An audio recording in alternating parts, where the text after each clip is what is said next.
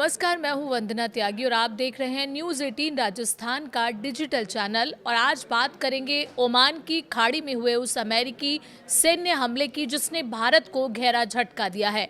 इस हमले में 3 भारतीय नाविकों की मौत हो गई है और अब उनके शव भी बरामद कर लिए गए हैं। लेकिन इस घटना को समझने के लिए पहले चलते हैं थोड़ा पीछे। करीब 2 दिन पहले ओमान के तट के पास एक दूसरे तेल टैंकर मैरीवेक्स पर भी अमेरिकी सेना ने कार्रवाई की थी। उस जहाज पर मौजूद 24 भारतीय नाविकों को ओमान की सेना ने सुरक्षित बचा लिया था। इसके बाद बुधवार को पलाऊ के झंडे वाले एक और तेल टैंकर सेटे बेलो को अमेरिकी सेना ने निशाना बनाया। अमेरिका का दावा है कि ये जहाज ईरान से तेल लेकर जा रहा था और उसने उसकी नाकेबंदी का उल्लंघन किया था। अमेरिकी सेना के मुताबिक कई बार चेतावनी देने के बाद भी जहाज नहीं रुका, इसलिए उसके इंजन पर सटीक मिसाइल से हमला किया गया।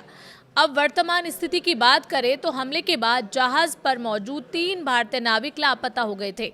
अब केंद्रीय मंत्री सर्बानंद सोनोवाल ने जानकारी दी है कि तीनों के शव बरामद कर लिए गए हैं और उनकी पहचान भी हो चुकी है। मृतकों में deck cadet Aditya Sharma, engine fitter Shivanand Chaurasia और चीफ इंजीनियर पटनाला सुरेश शामिल है। वहीं जहाज पर मौजूद बाकी 21 भारतीय नाविकों को सुरक्षित बचा लिया गया है। भारत ने कड़ा विरोध जताया है इस घटना पर। इस घटना के बाद भारत सरकार ने अमेरिका के उप मिशन प्रमुख को तलब कर कड़ा विरोध दर्ज कराया। विदेश मंत्रालय ने साफ कहा है कि कारोबारी जहाजों को नागरिक ढांचे को निशाना बनाना बंद होना चाहिए और अंतर्राष्ट्रीय समुद्री मार्गों पर सुरक्षित और निर्बाध आवाजाही सुनिश्चित की जानी चाहिए। ओमान में मौजूद भारतीय दूतावास भी लगातार राहत और बचाव कार्य पर नजर बनाए हुए है।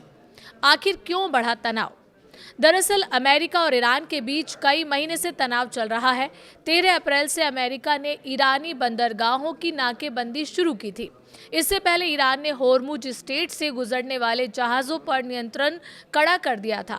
हालांकि अप्रैल में दोनों देशों के बीच अस्थायी युद्ध विराम हुआ, लेकिन लगातार हमलों और आरोप प्रत्यारोप के कारण हालात फिर बिगड़ते चले गए। अमेरिका के राष्ट्रपति डोनाल्ड ट्रंप ने भी ईरान पर शांति समझौते में देरी करने और अमेरिका को गुमराह करने का आरोप लगाया है।